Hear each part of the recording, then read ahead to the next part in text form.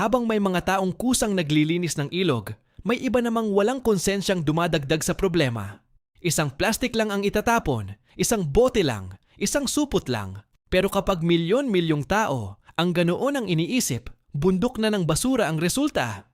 Ang tanong, bakit? Bakit ang hirap itapon ang basura sa tamang basurahan?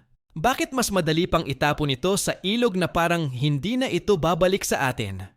Ang totoo, hindi nawawala ang basurang itinapon mo. Dumadaloy lang ito sa ilog, bumabara sa mga kanal, nagdudulot ng baha, pumapatay sa mga isda, at kalaunan, bumabalik din sa ating komunidad. Nakakahiya na habang may mga volunteer na nagbibilad sa araw at lumulusong sa maruming tubig para maglinis, may iba namang ilang segundo lang ang ginugugol para magkalat ulit. Parang walang respeto sa kalikasan at sa pagsisikap ng kapwa.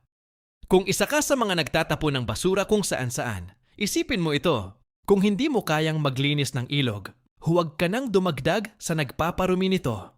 Hindi kailangan ng kalikasan ng panibagong basura. Ang kailangan nito ay responsableng tao. Ang pagbabago ay hindi nagsisimula sa gobyerno o sa mga volunteer.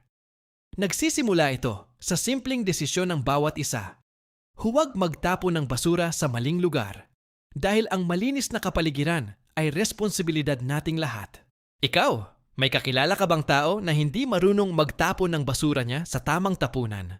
Itag mo siya dito baka sakaling maliwanagan siya.